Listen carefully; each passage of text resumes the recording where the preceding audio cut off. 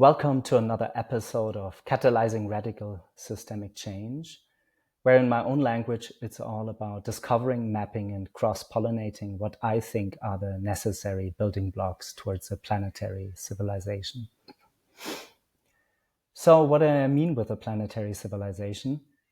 I mean ultimately that we, as human beings, we have become the dominant species on this planet. Some people may have heard of the terminology, the Anthropocene. So we are so dominant, we're basically not only on top of the food chain, but we're changing the way rivers flow and move mountains to extract minerals, for example.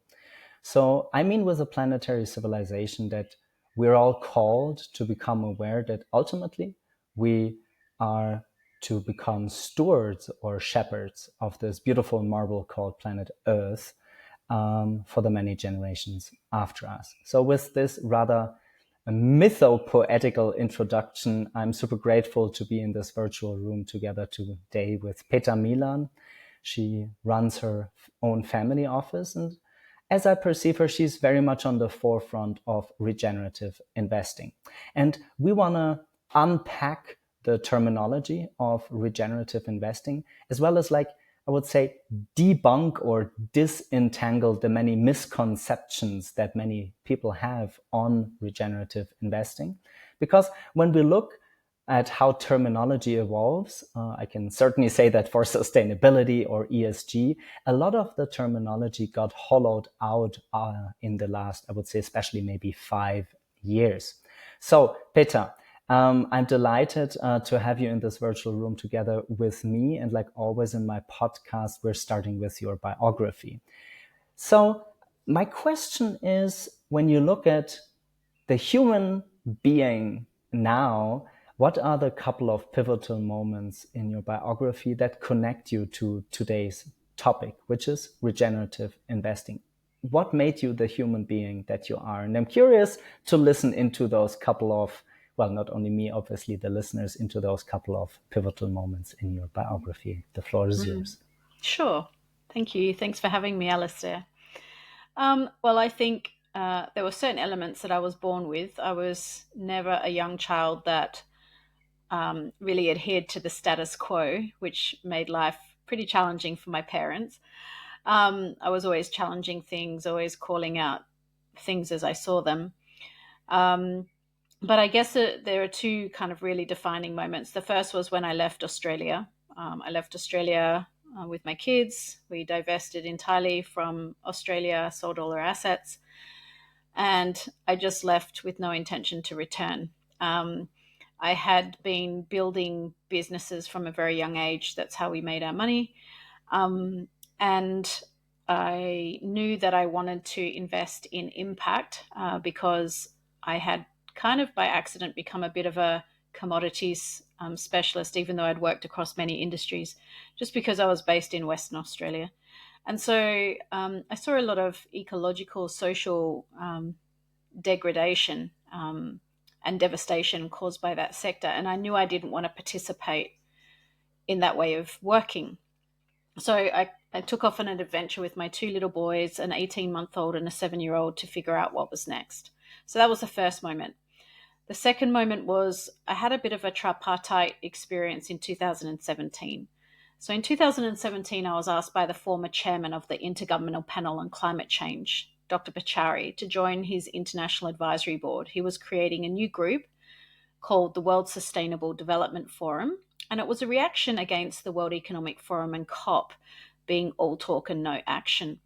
And under his stewardship, the IPCC had won the Nobel Peace Prize, and so his network was stacked with a lot of really amazing former heads of state and high-profile people in the climate space. The second thing that happened around that same time was I was asked by the UN in New York to join a new working group called the Future of Capital. And that was comprised of a founding 50 members. And I was one of them. And that put me in touch with some foundational thinkers in conscious capitalism and impact investing, some amazing Indigenous leaders and philanthropic specialists. So it was quite an eclectic group. And the third thing that happened was I was asked to join All Hands. And All Hands was a multidisciplinary, multi-stakeholder working group working alongside NATO Five Eyes. And my interpretation of their work was we were really looking at what were the patterns that were leading to radicalization. And initially they wanted to prevent radicalization, but then they were like, well, people can believe whatever they want to believe, but what we want to prevent is it turning to mass violence or mass casualty events. So we were working alongside the major security forces of the NATO countries, the Australian Federal Police, the Met in the UK, the FBI, the LAPD, the NYPD, Canadian Federal Police, and a whole bunch of others. I was one of very few women and very, very, very few non-security specialists. And so it put me at this interesting intersection of capital and finance, climate and security. And I think I was starting to see patterns at that time that perhaps folks that were very specialized weren't really seeing, because I was introducing topics into All Hands about, what are the ramifications of climate in this conversation? And a lot of chiefs at that time couldn't see the relevance, even though in 2019, the Pentagon released a statement saying that climate change will be the biggest threat to national security for the next 100 years.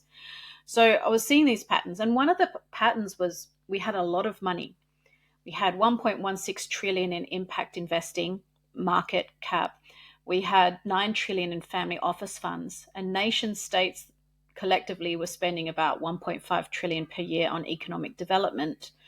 And we were seeing zero impact in our systemic climate and social data.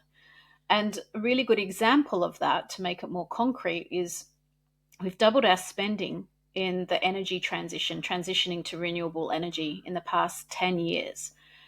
And in that time, we've seen a 1.06 degree increase in warming and a 12% increase in greenhouse gas emissions.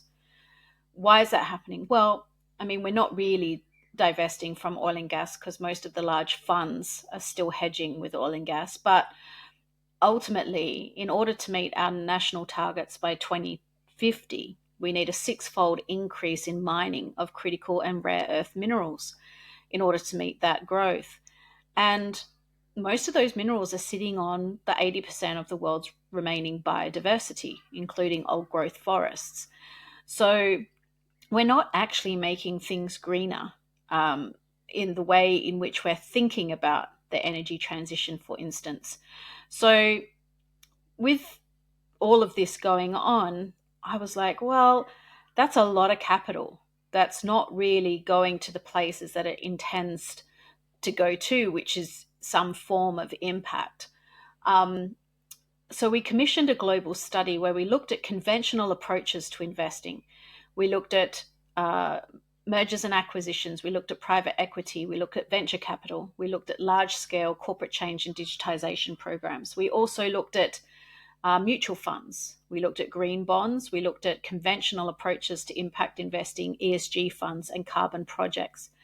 And we found that through research, through secondary resources like the large studies by PwC, Boston Consulting, and so on, that the aggregate failure rate globally was about 70% in terms of financial returns, and there was zero systemic impact. And when we were looking at systemic impact, we were looking at an integration of ecology, economy, society, and culture and heritage.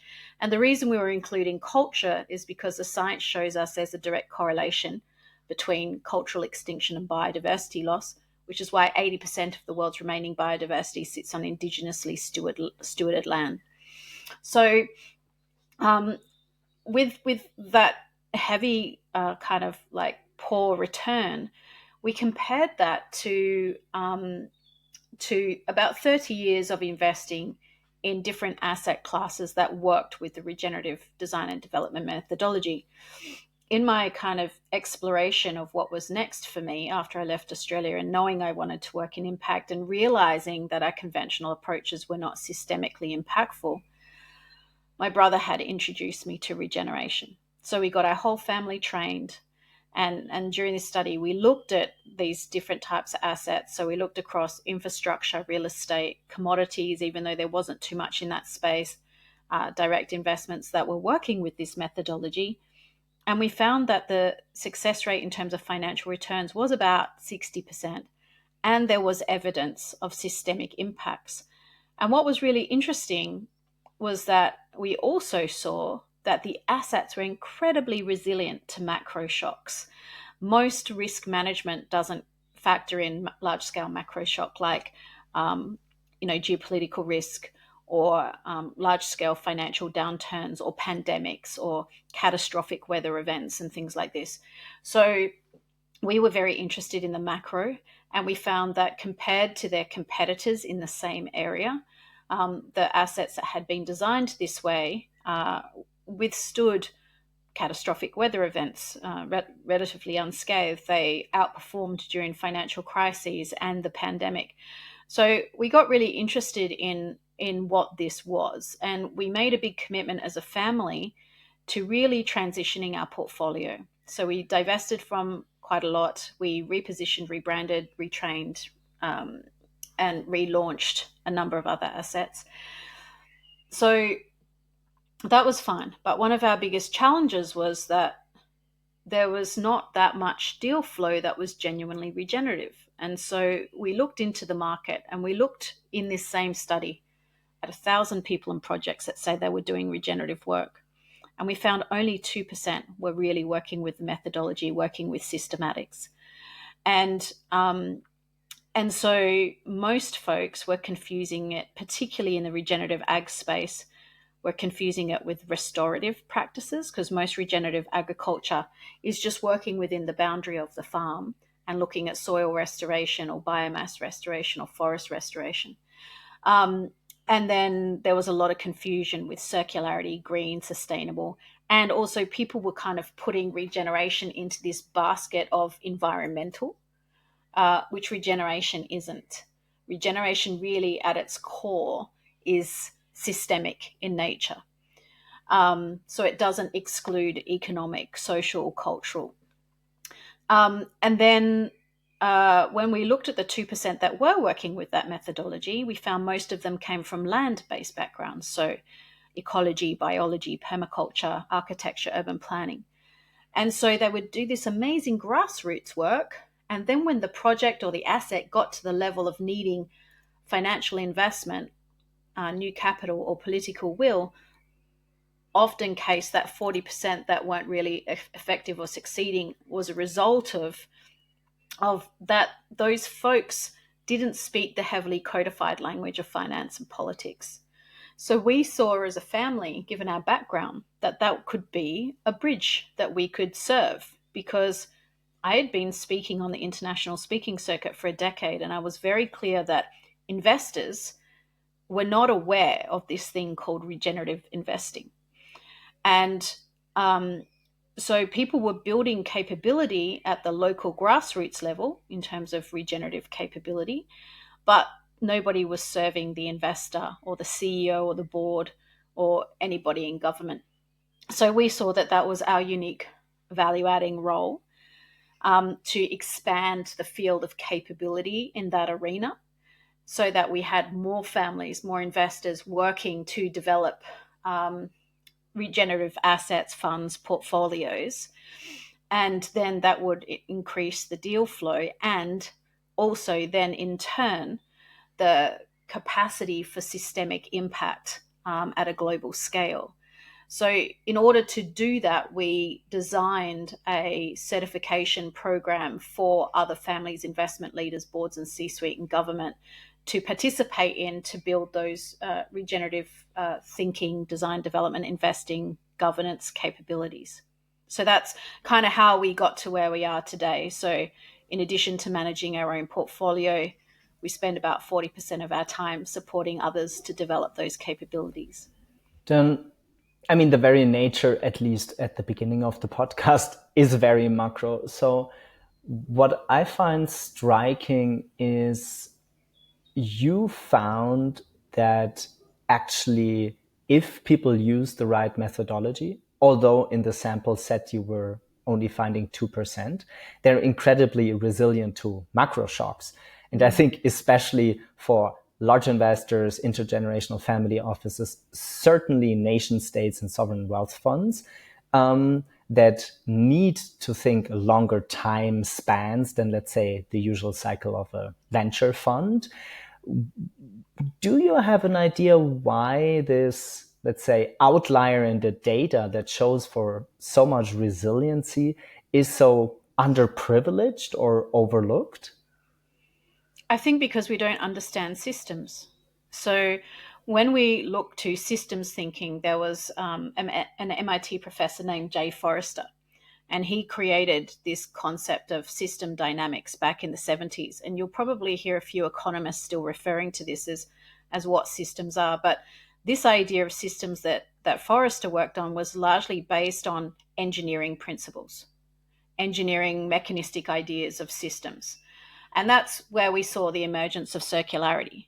So the UN made a mistake because in one of their papers, they came out and they said nature is circular. Nature is not circular. Nature is multifaceted, dynamic, emergent, complex.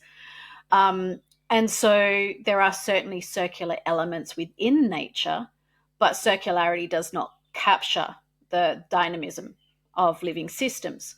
And so when we're talking about systems, we're talking about systems based on a living systems paradigm of thinking, which is completely different to the engineering idea of a system.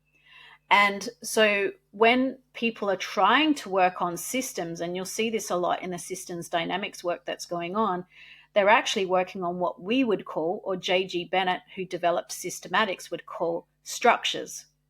They're things that already have a form that we can see, feel, interact with, like a monetary system or a healthcare system or an education system. They're all structures. They all already exist. A system is the relational dynamics that live underneath those structures that are inherent in our worldview. So, if I believe the truth is that the role of an asset is to compete for scarce resources, to extract as much as I can for as low cost as I can, and I call that capital efficiency, and I grow it as big as I can, as quickly as I can, and that's what I call scale. And then I take that value that's been generated in a place and extract it out to delivering to shareholders that sit in London, New York, or Zurich, and say that is the purpose of the asset, is to deliver returns to shareholders. Then what I design and develop is going to be based on that set of truths. Now, part of our problem is that all of us that have studied business or economics at various levels of tertiary education have been taught based on a neoclassical paradigm, economic paradigm. That many of those truths inherent in the neoclassical economic paradigm have been proven to be false in reality. They don't work in reality. One example of that is the idea of continuous growth. And so continuous growth from the neoclassical economic understanding doesn't factor into account planetary boundaries, for instance, that we can't continuously grow in a straight line. And to be honest, companies don't anyway. Most companies grow not because they're organically growing. They're growing because they're doing the next exit with the next set of valuations based on predicted revenues.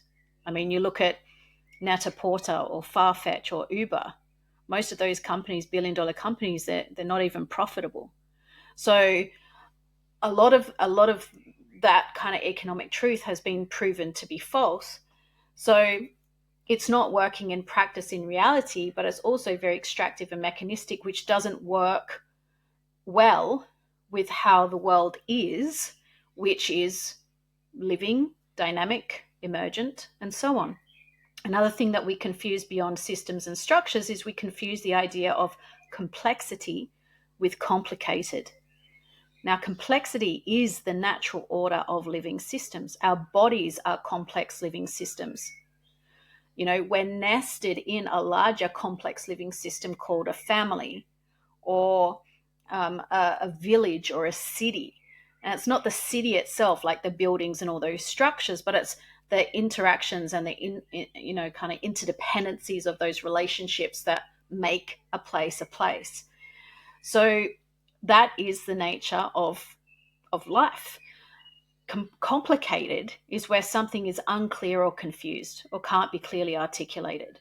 And that's what investors want to steer away from. But investors, unfortunately, are also steering away from complexity and then making kind of intellectual mistakes around seeing things in terms of dualistic ideas or oversimplified reductionistic ideas or silos and fragments. And when we're investing in silos and fragments, we're not able to see a systemic impact. That way of thinking and working is not aligned with how living systems works. So I think they're the two key areas of probably not so much why it's overlooked, but it's just not understood. Then, I mean, at least to me, you're preaching to the choir. This is why we're having that conversation, and I'm really stoked to deeper unpack that. So, in my understanding, it's a categorical misunderstanding. It's really on an intellectual, nervous system level, or maybe better, center of gravity of consciousness, that the very nature of the complexity that needs to be mirrored by complexity is either grossly oversimplified, or people truly mistake systems for structures. Yeah, I think they truly mistake systems and structures, but I think it's even more complex when we look at. So, regeneration requires for us to develop what we call higher order thinking. And that's the capacity to hold greater levels of complexity. Now, we cannot do that from the mind alone, from the cognition, right? So we have the neocortex, which is at the front of the brain, and we have the amygdala towards the back. And the amygdala, that is responsible for a large amount of our adaptive processes as human beings, as mammals. So when we perceive, and this is really interesting when you look at it from an investment perspective and how we see and interact with risk, for instance. But if we perceive a risk or a threat, whether it's real and we're walking down an alleyway and we get mugged, or a perceived threat like the person that I love is going to leave me, or I don't want to put money into anything but real estate because it's too risky, or whatever the perceived risk is, our brain functions in exactly the same way. It doesn't differentiate between an actual life-threatening risk and a perceived risk. And it sends us into either fight, flight, freeze, and now scientists suggesting fawn and fitting in to other adaptive responses for survival. Now, I was discussing this with my brother the other weekend, where we've noticed in our cohorts, if something is experienced by a person with some emotional heat around it, so there's some trauma or some trigger around it, it's really, really hard for that person to not see that situation in a non-dualistic way. It is this way or it isn't that way. It's good or it's bad. It should or it shouldn't. It could or it couldn't. And so I think part of our automatic way of adapting to risk and threat is our minds go straight into dualistic forms, into seeing things in dualisms, either this or that. Now, when we do that, that is not because it's a high quality amount of thinking. And we see this in business. We see ideas of trade-off or compromise, cost benefit, these types of things. It's all dualisms.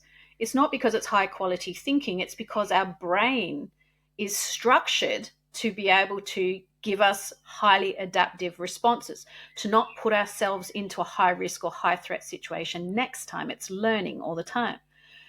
So it's only when we're able to reconcile that trauma or that wound that we can start to see things as dyadic relationships, meaning that both of what we're seeing, which was previously a dualism, is kind of either ends a polarity of something that is whole.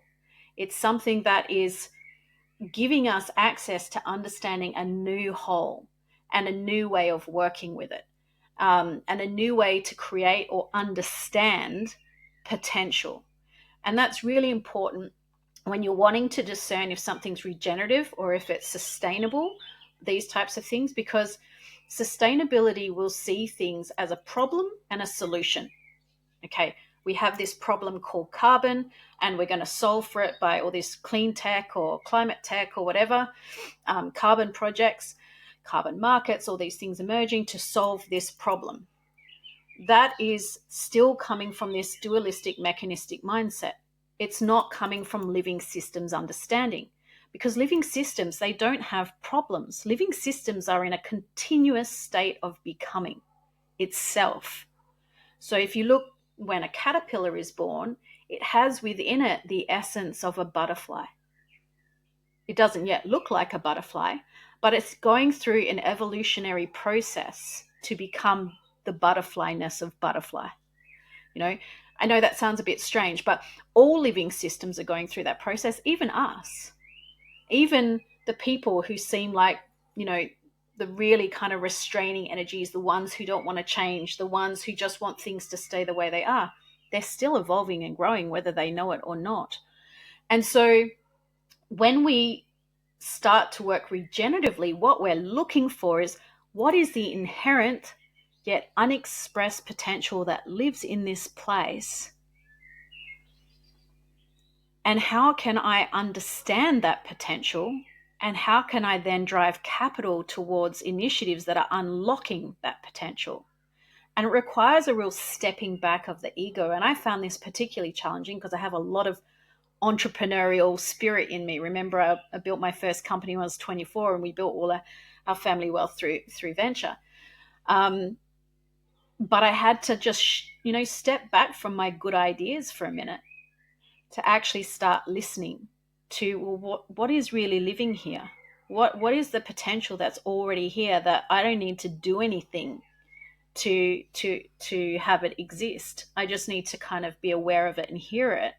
And then how can I identify these nodes, these points in this system that I'm working with, where if I directed some will, some attention, some energy, some capital there, it would really unlock this powerful systemic potential. So it's really a fundamentally deep shift in that sense.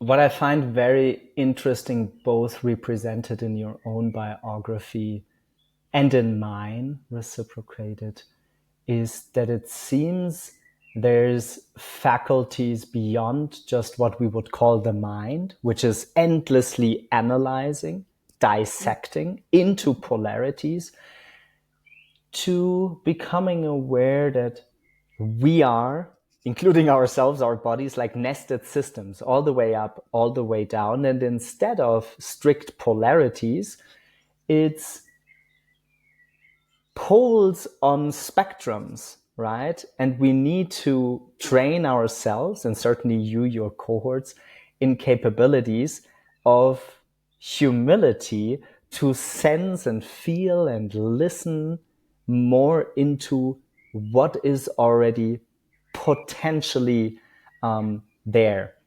Right. I would say all of that, I would say, has been the preface for now diving into when you, specifically you, because I mean, you yourself, your family divesting from and now heavily investing into regenerative investing, I would call, you're building the field, you're shaping the paradigm. So before we dive into the methodology, which I think is super important on a high level, if the classical elevator pitch, right? You, we will both meet at frequency, right? A family office and investor gathering. If somebody meets you in the elevator and somebody asks you, hey, I looked you up, they tell me you're doing regenerative investing. Can you explain that to me in a minute or in 2 minutes? What would be your take on that? Yeah, I would say, well, we're investing in a way that's based on living systems principles and delivers systemic impacts. That's what I would say. Okay. And if the person, okay, so I get it, but if you have the feeling the person doesn't get it, what would be, because this was like I mean, that was not even an elevator pitch. This was the punchline from punchline to elevator pitch. The person is like, oh, I get a sense, but I don't really get it. Can you give me an example? What would be your answer? To give them an example, um, yeah. So well, I would share a case study, like a practical example of one that already exists. And so one that already exists is an amazing and beautiful boutique resort in Mexico called Playa Viva. And so when they had a beautiful piece of land kind of in the middle of nowhere, and they had some degraded ecological systems, including overfished oceans, um, and quite poor populations. There was a village of about 500 people on the outskirts of the village. The government offered, when they were going to build this resort, to build a highway to make it easier for tourists to get in and out. And they said, no, we want to do this regeneratively. So they actually called in Bill Reed, who's arguably one of the leading regenerative practitioners. And they did a process called integral assessment and storing place, which is the foundational work that needs to be done with all the communities, with the investors, with the government, this massive set of stakeholders involved. And that is the process of where we get to really understand and hear what is the potential of this place. Now, I want to use place lightly because it doesn't always have to be a geographical or physical place. Like, I relate to my body as a place. My body is unique. It has its own unique potential. It has its own unique challenges and dynamics. What I put into my body that is good for me will be different to what you'll put into your body that is good for you, and so on and so forth. And an organization can be a place, even a Fortune 500 company, even if it was, kind of had its founders 100 years ago, and now there's like hundreds and hundreds or thousands of owners, and the original owners aren't in there. There'll still be some patterns that are present from that time. And so the understanding of place is what's really essential. So that foundational layer of work is done. Now, in this particular example of Playa Viva, they did that work, and then that storing place shaped the architectural design and the master planning. It shaped how the community was involved, how the roads were developed, so that the roads went through the villages before they got to the resort. It created new industries for them. The whole community saw this development as a way of enlivening the life systems. And one of the outcomes was even that the fish stock started to get replenished in the oceans. One of the best indicators of success was actually that the young people that had left the town to go to the bigger cities for more opportunity started to come home, because there was so much opportunity arising at home out of this process. And now that project that went to market at a terrible time. It was 2009, so it was the financial crisis. There was a SARS outbreak, and there were drug cartel wars in Mexico. Kind of the triple whammy of why not to go to market. But they still went to market. It was so unique in its offering that despite all of these obstacles, it was successful and effective, and continued to be successful and effective even during COVID. And so that is one example of how we think about the role of an asset. And I wrote an article on this on Substack a couple of weeks ago, like, what is the role of an asset in a regenerative system? And so the system itself, like the life system and the uniqueness of what was created there, protected it from all of these macro shocks. It didn't live in isolation to its nested system. So they haven't measured out yet, but it's part of our aim through one of our portfolio companies, Jet Group, to be able to measure out these impacts, perhaps even out to a bioregional level. And you'll hear a lot of stuff on people getting interested in bioregional development now, but a lot of the bioregional finance mechanisms are still very much from the conventional model of finance. They're not regeneratively designed, even though the bioregional work that's happening on the ground could be quite effective. So, but a lot of the bioregional work is largely focused on restoration, not so much regeneration. So we are supporting a 7 bioregional development project in Colombia, which is working with the regenerative methodology. And part of that will be, how do we develop a financial instrument that is regenerative, which means it's not purely extractive, but there's value that's created on the ground within those bioregions. Local people are benefiting from it. and the investor is also benefiting from it, and the investor is able to build new capabilities themselves as part of the process. They're not separate to the process. And we find that that's a good opportunity for philanthropy, a new model for philanthropy. If philanthropy wants to support systemic impact work, rather than just cause orientation, which largely doesn't result in a systemic impact. And also for next gens. So next gens in family offices are moving away from the old guard of the JP Morgans and the Goldman Sachs, Morgan Stanleys. They want to get more hands-on. They want to know that they're having an impact. They want to feel like they have a sense of purpose, and that's being expressed through the family. So there's this big, $115 trillion wealth transfer into next gen underway. And that's also where we're seeing, some people really stepping forward and saying, well, how do we work with this methodology? Because we really want to be impactful, and we want to make sure that we have wealth for our future generations, because the rate of decline within our living systems is such that it's putting that significantly at risk. Like, that risk is starting to be recognized now. Okay, from punchline to lived place-based example in Mexico, let's do a short education session. So I just got invited actually to be an advisor for some of the biggest wealth transfer in the United States. And I certainly want to post your podcast there. So when people ask you what is regenerative investing, and we already covered from mechanistic to living systems. We also covered from structure to systems, or this like gross misunderstanding. We also covered from confounding complexity with complicated.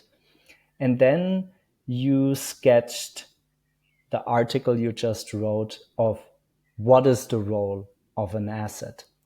And lastly, I feel you covered that it's about a set of capabilities that people need to develop in order to embark on a journey of familiarizing themselves with a new paradigm. Because ultimately what we're having here, and even in my very complex podcast, I don't have that often, we're really trying to convey a paradigmatic shift. And from mechanistic to living systems is a big shift. I wonder if we start now with the capability building and go then to the methodology, or the other way around. I don't mind. Yeah, let's start with the capabilities. I think that's a good starting point. So we say there are 8 core capabilities in regenerative investing. And you'll notice that a lot of them start with the self, right? So the first one is seeing with new eyes. And what we mean by that is that there needs to be some open-mindedness and some genuine will to explore something new. There needs to be the development of the capacity for non-attachment. We live in a society that's so attached to outcomes that we disconnect from understanding process. And process is essential when you're working regeneratively. There's this idea also called self-remembering in this seeing with new eyes piece. And that means that I'm able to have awareness of what's going on for me here in my body or in my awareness at the same time as having awareness of what's going on around me. So I can hold presence in 2 spaces at once. And that enables us to develop these capabilities that we call sense making. And sense making is essential for being able to hear and listen deeply enough to understand the potential of a place, because it's largely done through a lot of different storytelling and pattern understanding and things like that. So that's the first one. That's the seeing with new eyes. So we're developing some deeper self capabilities. The second one is what we call awakening stakeholdership. And this is where we're bringing the humility and what we call external considering, which is I can put my ego to the side for a minute, so I can just be here and hear your experience. Right? A lot of us can't do that. A lot of us kind of get defensive or take something personally or whatever. So that humility and the external considering is needed to be able to invite people into a genuinely reciprocal relationship. We need to be able to hold space for other people to have their own developmental process, which means, that cranky guy in the boardroom who just says no to all these change programs and doesn't want anything new to happen, and he just wants to stick to best practices. I need to be able to be completely present and hear him at a very deep level, as much as I hear, the new CEO that's come in that has all these amazing ideas that wants to grow and develop the company. And that requires me to have certain capabilities within myself to awaken that stakeholdership where everybody feels called in. Right? The third one is what we call getting to essences. So we're getting underneath ideas, opinions, beliefs, even values to what is essentially here that wants to be expressed. It's like the innate, inherent nature of something. Now, we all have essences because we're all living beings, just like the analogy that I had with the butterfly and the caterpillar. So what is the essence of Peta Milan? What's the purpose of my role here? And it's deeper than purpose, because purpose can change. It's kind of like, what is so inherent in me that I couldn't even change it if I wanted to? And we can see patterns of this back in early childhood, that no matter how much conditioning we had, how much discipline we had as kids, there was just something that kept wanting to be expressed. And so every living system, whether it's a place, an organization, a geographic place like a town or a village, a human being, we all have essences. And so we start being able to hear at that level of depth. The fourth is conceptualizing potential, moving outside of this problem solution mechanistic mindset. So how do we hear potential? How do we evoke authentic possibilities? How do we sense potential and then bring it into reality, make it concrete? So that's the fourth. The fifth is, how do we discern patterns? Most of us get very, very distracted by all the noise in the world, all the content, all the blah, blah, blah. What we're interested in is what we call indirect work, which is where we're able to perceive and discern what's really important, what's underneath the behavior, what's driving the context of this situation. And that's enabling us to get to the source of things rather than get distracted by all the superficial stuff. And when we can, and it's in that place that we can understand the difference between a system and a structure. So the next one is about telling and eliciting the stories of place, making meaning from the data. Now, this is a big challenge that we have. Everyone's seeing, like the UN produced a report saying we're having the most protracted period of volatility since the 1960s, and it's getting worse. So everyone's jumping into AI because we don't trust things that are living anymore because they're too volatile. Well, sorry, folks, you can chuck all the data you want into AI. It's not going to make it reflect the dynamism of living systems. It's not going to necessarily give us the leg up that we're hoping for. So how do we make meaning from all the data and wholeness from fragments, moving out of this fragmenting way of working and understanding the complexity of wholes and how to work with them really powerfully? And how do we share that in a way that other people get to experience it? Because one thing that we learned when we designed our certification is people don't shift behavior from a bunch of interesting facts and data and kind of being guilt tripped into doing the right thing.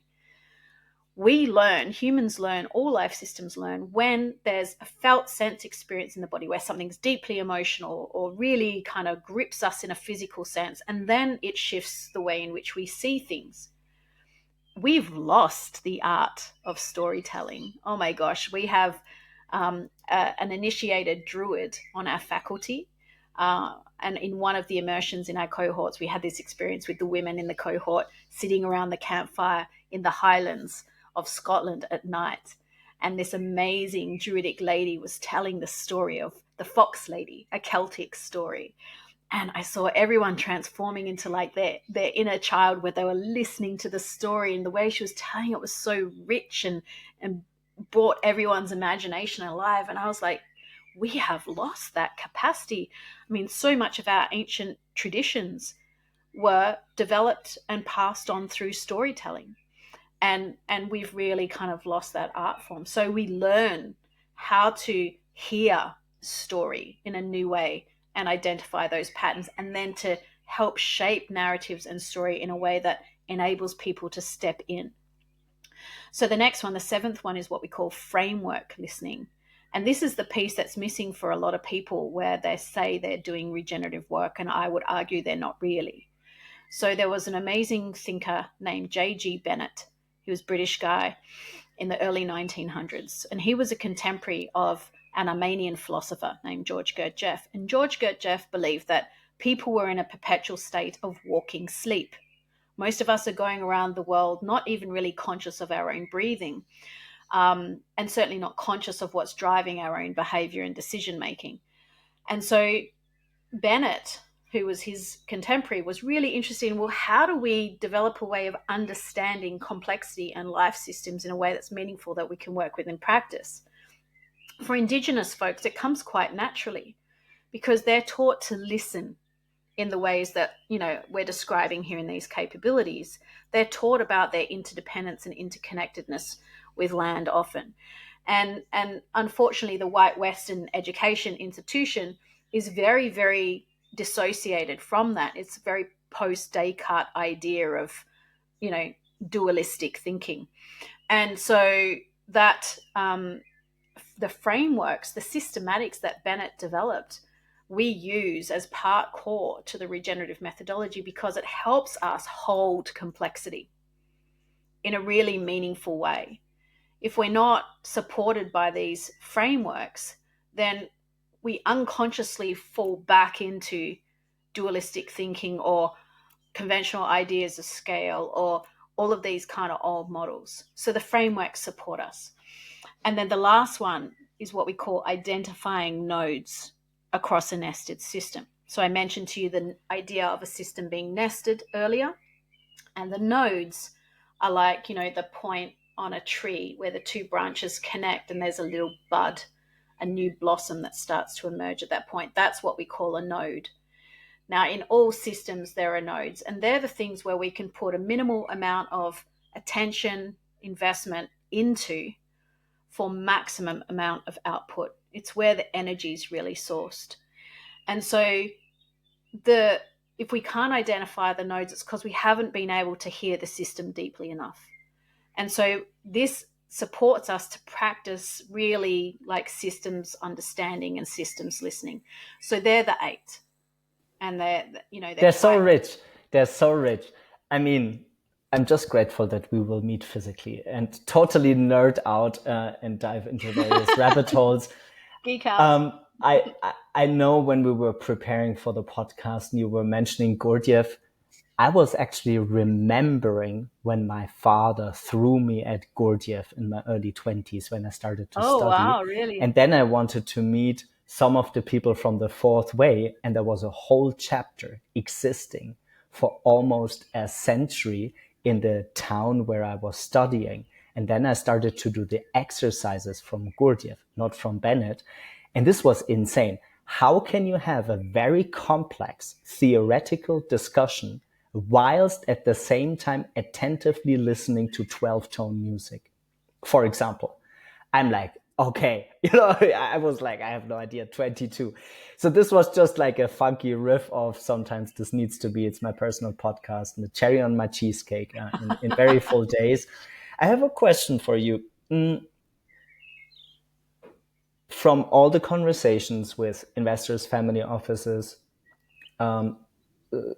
ministries, in this process of yourself building the field and knowing how important it is to build the capabilities in the field and consciously choosing the cohorts, and how much time, effort, resources, time, focus, and investment it needs from those 8 mentioned, right? If you were to pull like a matrix, over time and the different cohorts, where do you sense the people are most struggling with from the 8 points mentioned? Yeah, definitely with the framework listening. Yeah. That is something. But we had an immersion, and we have this like beautiful man in one of our cohorts, and he's a second generation family office specialized in real estate. And the first immersion is about returning to the body, right? Because scientists have shown that the heart and the gut have mirror neurons that reflect the neurons in the brain. So this idea that the heart is just some kind of mechanical pump to pump blood around the body has been debunked now. In fact, it's a very powerful receptor. So we spend some time in the certification really having people access their whole system intelligence capabilities. And so we were doing this physical exercise on the immersion in the south of France, because there's 4 immersions in the program. And he was like moving his body. And when he hit that point where his body felt this like tension, he's like, I think this is what a dyad feels like. And then he would stay there, and then the energy would shift and it would change form, and then it would move into something else. He's like, oh, that's the law of 3. So he was like really playing with these frameworks in his body, which was amazing. But for sure, we are so encultured into thinking about things from a very mechanistic, best practices, standardized kind of way, that working like how to listen through the frameworks, how to really embody it. Because a lot of regenerative practitioners out there, they also just see regeneration as a thing to do, another functional thing, when it's not. Regeneration requires the full integration of what we call the beingness, the function, which is the doing, and the will, like how we direct our attention and our energy towards something. And they're 3 core areas that we work with simultaneously, because that is what is required to really be able to hear through frameworks powerfully. Then, before we go into a different chapter on the methodology, and then listen to more examples, because we also need to satisfy those, who want, to hear the best practice examples, which I know while we were preparing the podcast here, there are no best practice examples. Don't use the word best practices. Don't use the word. But I have case a studies. question. There's some case studies. I have a question around essence, because I think the tone in between the lines of not only you, quite some of my guests in the show, there is something poetical and very mystical around it.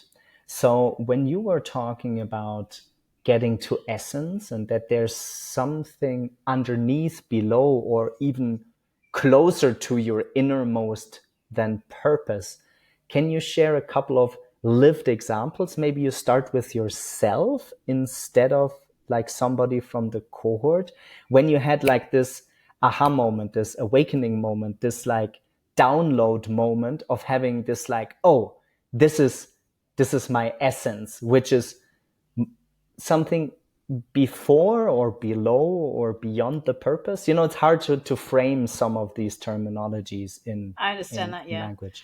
Yeah. So one of the frameworks that we work with is what we call an essence framework, which supports people to get clarity around their essence. Now, essence doesn't change, but our understanding of it may evolve over time, the deeper that we go. So the essence, from the perspective of the essence framework, is comprised of 3 core areas. There's core process. How do we fundamentally process in ways that are unique to us? There's core value. What is our unique value adding role in the world, where we can't help but deliver it? Like, even if we try to do some other thing, we just can't help it. And I'll tell you about my journey around this, quite funny. And then there's core purpose, which is, who do we feel called to become, like, in order to serve a system? So Maslow created the hierarchy of needs, right? So most of us are familiar with that. And then at the top of the pyramid is self-actualization. Now, when we're working regeneratively, we say, well, self-actualization is only interesting insofar as that our self-actualization serves to help actualize a system, because we're fully integrated with the system, whether we think we are or we think we're not. And self-actualization on its own is kind of like this whole new agey self-help thing where people get fascinated with their own business, which I liken to just kind of like picking fluff out of your belly button. It's kind of a bit masturbatory. I don't see that in and of itself it has an enormous amount of value to the world. So it's important that we don't get stuck in that very sensitive energy level of where we're just sense making, we're only interested in our own senses. It's of service to something that's much more unitive. And so when we're looking at working with this essence framework, I went through a few evolutions. Now, one thing that I saw for myself, evolutions, I mean, of my own understanding, is that even when I was little, and I did not have an easy childhood. My mother was very abusive, and there was a lot of violence and a lot of volatility in our household. No matter how dark or horrible something was, I just couldn't help but see opportunity everywhere. It was just the natural way that my brain worked. And I would see opportunity in places that didn't exist. And that showed up for me because in my undergraduate degree, I did philosophy and literature. And then I went on to do an MBA in international business and finance. And people were like, how are they even connected? And for me, it just made sense that they were. And so that has a shadow to it, though, as well. Like if I'm very attached to an outcome or I feel anxious within myself and I'm not aware of how anxious I actually am, it can come across as me being opportunistic, like trying to get things from people for my own benefit. And in my life, I've definitely lost friendships because of that quality where I was operating from the shadow. But the essence in itself is quite pure. It's kind of like looking out into the world, seeing all this complexity, seeing the dark, seeing the light, but just fundamentally seeing opportunity everywhere, not just for me, but for everyone. And so that was really my core process. Now, my core value has to do with that I have a lot of darkness in me. I went through some very, very dark times, and I've done a lot of work with my own shadow. And so I'm super safe for people to be able to openly explore themselves and the parts of themselves even that they feel shame or guilt or something around. And so I find that people who want to go deep naturally are drawn to me. People who are really scared of the depths or don't want to feel anything will not want to spend time with me. And I can really honor each of those kind of positions. So my core value is really almost like the Hecate goddess in ancient Greece, where she would travel from the overworld. She would take Persephone to the underworld to visit Hades and live with Hades, for 6 months, and then she would shepherd Persephone back into the overworld, back to her family again.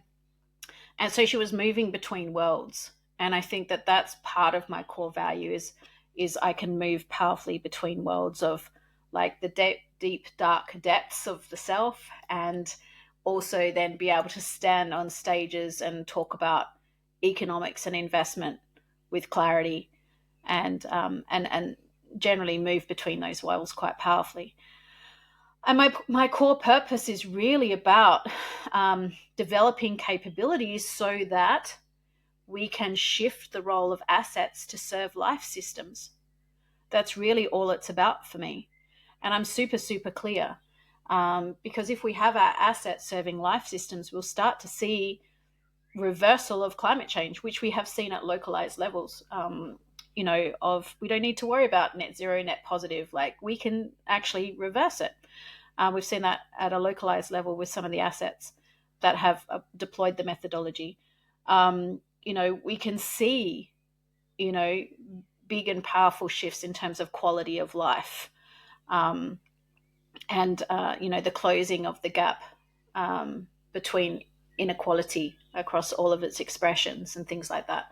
So I see the power of systemic shifts happening through this. So I see my role as really very much about capability building around the financial world. And so I would express it as the system that I feel called to serve is shifting the dynamic relationship between assets and living systems such that assets serve our life systems.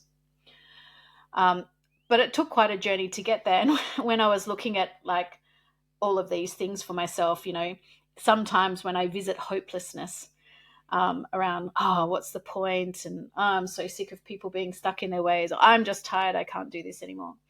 And I'm like, screw it. I'll just trade crypto. I think I tried. I just tried it for like one day and I got so bored. I was like, I can't do this. No, it seems it lacks so much meaning. I can't do it.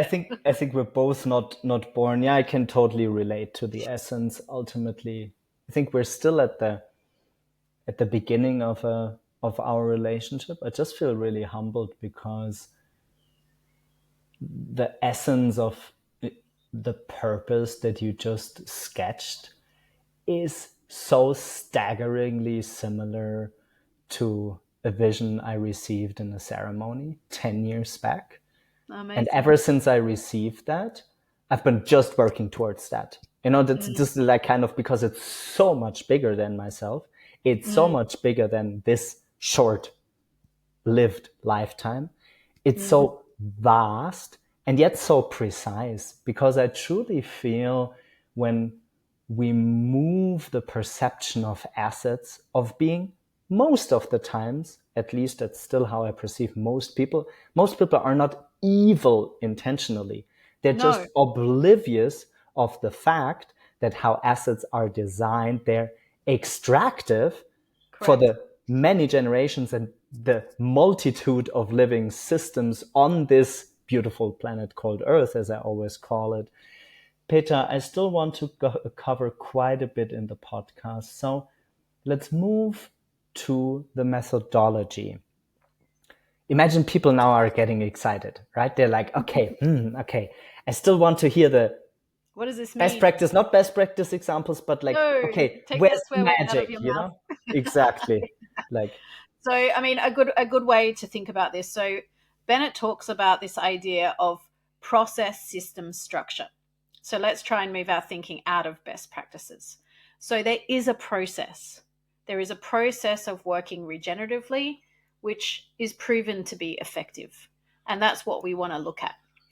And so the process is, we would do on any type of asset.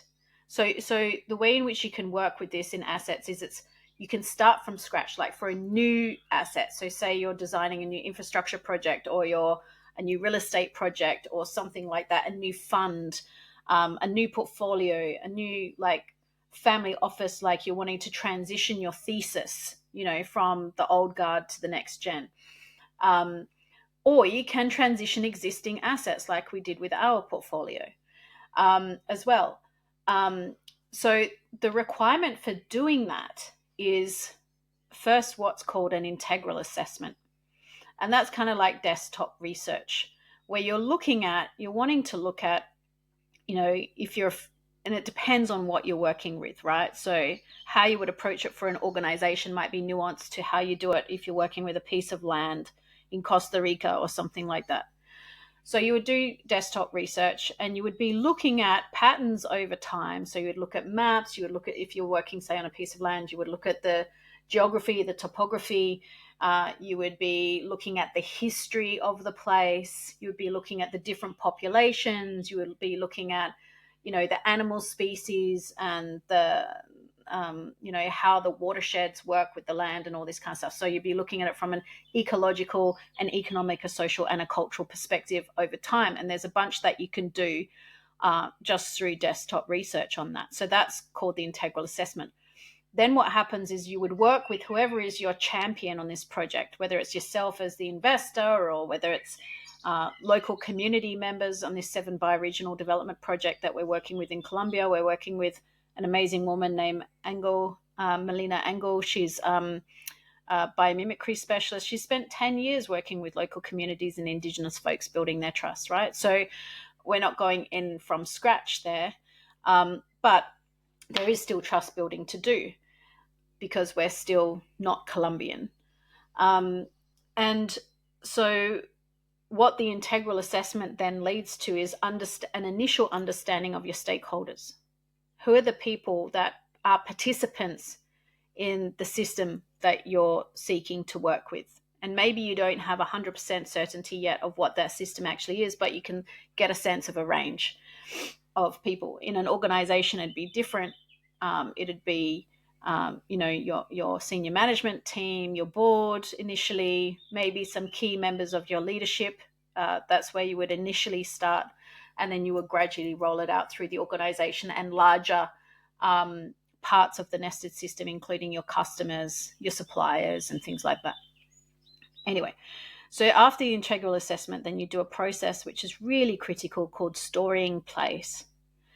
And this has a process around it. And I'm not going to go into all the detail of step by step by step because that's not really how it works, because a lot of it does require this sense making.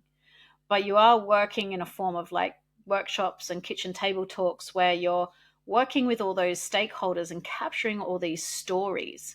So it's really powerful. When we went to Scotland on one of our immersions with our cohorts, we were having dinner and we had a private chef in there who was cooking for us, and he was local. And one night he just decided to share, and he was sharing all these amazing stories around what was happening with the food systems in this area that we were staying. And so we were listening to the histories. It was really, really insightful. So we collect all of those stories and we start listening for patterns. When life was really thriving, when life wasn't thriving. And we start to see patterns over time. And sometimes we'll bring specialists in to participate in the storing place. Like, it's really great to have an ecologist to understand your geographical area. It's really great to have a social anthropologist involved. Will include government, will include quite a range. And through that storing place process, we find that the stakeholder set grows. And I'm going to give you a practical case study after this so I can make it a bit more tangible, okay? And then from there, the community, everyone that's involved, starts to understand the unique place-based potential that they have there, which is more than, like, we tend to categorize stuff. So if we have like a nice piece of land that overlooks the ocean, we box it into a particular way of living in the world, this asset, as its main value as these beautiful views. Well, that's not really true when you're thinking about it from a nested systems perspective. And you're limiting very much your potential revenue streams if you're boxing things in like that. So when we are working with the community, we've helped them build some capability, some new ways of seeing, working with their stories and deeply listening ourselves as practitioners and as investors. And so we come to a shared understanding, and it's through that process actually that we get to essences quite a lot with people, which is a really profound experience for them. And we get to a shared understanding of the unique potential of this place. And I use place lightly in the way that I described earlier. Place can be many different things, not just a geographic place. And from there, what starts to arise are these nodal interventions, things that get co-created through these diverse sets of working groups that, you know, probably had we just been thinking about it from the conventional model, we never would have thought about. And so that then leads to a lot of incredible investable opportunities. And so the way that we're thinking about this Colombia project, for instance, is how do you create a fund of funds that is place-based, where the diversification comes through across different asset classes in a single fund that's allocated to investing in a single bioregion. So it's a bioregional fund, but the diversification comes through investing across different asset classes. And then how do you create the GP structure so that you actually have a wisdom council in there of a council of the collective of the different bioregions to help steward and guide it like they would land. So you're bringing the financial capability and know-how, you have to develop regenerative capabilities in your GPs for sure, together with your wisdom council, because there won't normally be a lot of financial capability there, but there'll be a whole lot of systems understanding, which is really, really important to the management and governance of the fund. And where then the fund is mutually beneficial for the people in the place as much as it is for the GPs and the LPs. So, it can shape your story in place, then becomes a core document that shapes your core strategy around your design and development, around identifying your nodes, where to drive capital, around how you structure your governance, all of these types of things. So that's why I'm saying it's not a best practice, because it's not like there's an entire thing that you just cookie cut and go place here, here, here, here, because what you'll get out of that foundational level of work will be radically different place to place, because you're tapping into the uniqueness of each place in its own right. So that's the process. And then a good case study to illustrate that is, again, I'll draw on one of Bill Reed's examples. He was working on a wastewater treatment plant development in British Columbia. It was a $10 billion investment, so not a small investment. So they had decided to do this regeneratively, because he had also overseen a smaller wastewater treatment plant in a similar region, and that had been wildly successful. So this was a bigger one. So part of the challenge of this area was that a lot of the ecological systems were in a state of degradation. So there was concern from the community that putting wastewater treatment plants here would degrade it even further. There was also a multi-generational conflict with the Musqueam people, the indigenous people of the land, with the local government. And they were also protesting a lot of these builds. And that had cost the government millions and millions in legal fees over decades and was still unresolved. So they did the integral assessment, they did the storing place, and they included in the storing place process the community, the indigenous leaders, the master planners, the engineers, the architects, the scientists. They brought in ecologists. They ended up having a 150-person design team, which sounds crazy for, a plant build of that size. But it was so diverse and so dynamic that, the feedback from the engineers and the master planners were it was the most enriching project they've ever worked on. And these guys have built 150 of these things around the world. They ended up inventing new technologies to use the wastewater treatment to restore the ecological systems that were degraded. They ended up having the Musqueam people design a treaty with the government for 6 key working areas that they can collaborate on. I mean, talk about getting to essences, right? This was a really fiery conflict that had been going on for a long time. And you really need to be able to get underneath ideas, opinions, and beliefs to essences to really have those groups come together in a way where they feel genuinely that they're working towards the same thing and inspired to do so. And it ended up overachieving on the predicted financial returns that the analysts had undertaken prior to the build, because there were multiple streams of revenue that were innovated, and it became a real central hub. And so the core purpose of the asset was to save the orcas. And you might think, well, what the heck does saving the orcas have to do with treating wastewater? Well, they understood by the end of it the nested system and their unique value-adding role that they could play, and how that then shaped their core strategy. And there wasn't this trade-off that we often think in our dualistic mindset between impact and financial returns, because the financial returns actually were higher than predicted. Because of the ways of seeing things in multiples and in interconnectedness that didn't live and exist before. So that's just one practical example of a case study. We're approaching almost the last question, because usually I love to conjugate everything that you have built, that you're aiming to build through the Horizon 1, 2, 3 framework. Let's jump into the crystal ball. wildly successful. Your cohorts are excited. We're a couple of decades, and with a couple of decades, I mean more than 2 decades in the future. And we spoke about that preparing the podcast. It's kind of, you're approaching the end of your life and you're handing over the legacy to the next generation. In your wildest, non-peak experience induced visions you received, what do you see? What do you feel? What have you manifested? I would see in my wildest, biggest moonshot dream of, the role of my existence, that when I make the great transition out of this body into the big divine or life energy that permeates everything, that I would see 30% of our world's investment leaders working this way. That's it. A little bit less of a dry answer, maybe some landscapes.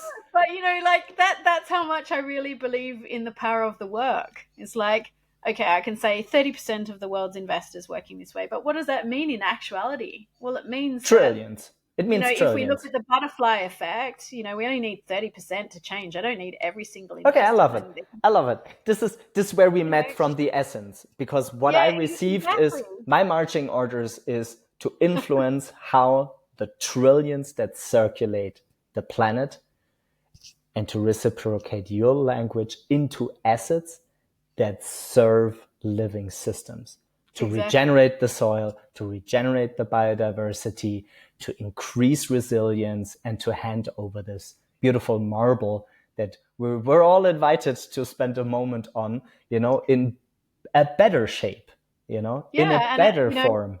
it's not just about like restoring biodiversity and all this kind of stuff. I mean, that's important, but it's about quality of life. It's about inherent well-being on the planet for all of life. We look at the US at the moment, there are 600,000 unhoused people.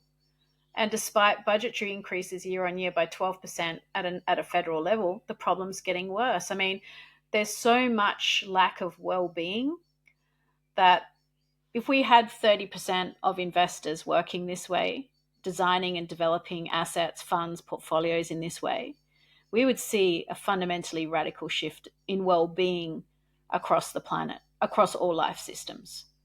That would be my big bold prediction. That's how much faith I have in this work. I so much, during the podcast, even more fell in love with your fiercely feminine, uncompromising, big, bold energy. I'm really just grateful that life makes us meet. May I be of service for more cohorts, bringing money to the table, moving into those assets. Peter, we will see each other in a short moment live. Yes, we I'm will. very We'll see much each other looking in a few forward to weeks. Pretty that. exciting. Yeah. Any closing words besides that? I think one thing that I think I would like, people to consider is we all want to do good. Most of us want to do good, right? But the harsh reality is to ask ourselves, are we actually being effective in that pursuit? Or is just feeling like we're doing good enough? And if we're chasing effectiveness, if we're really wanting to explore effectiveness, it means a kind of vulnerability of transparency and accountability, and being willing to say, I haven't been effective, and owning that. And I think that, like, stepping into that place of real kind of like truth seeing, owning vulnerability, being willing to kind of own it if we haven't, is so fundamentally important, because we all like to feel good. We all like to feel like we're doing good. And I think it's more important for us to be willing to tell the truth and explore, are we actually being effective or not? And what will it take for me? Who do I need to become in order to be truly effective. And, I just invite people, if they feel called into that, to step in and step forward, because that's really what we're openly exploring, and the type of depth that we're going to here in order to really see life start to thrive again. I have nothing to add that. Peter, thanks so much for the conversation. Happy to see And you thank you very so soon. much for the opportunity to share this time with you and all the people who might choose to listen. Thanks.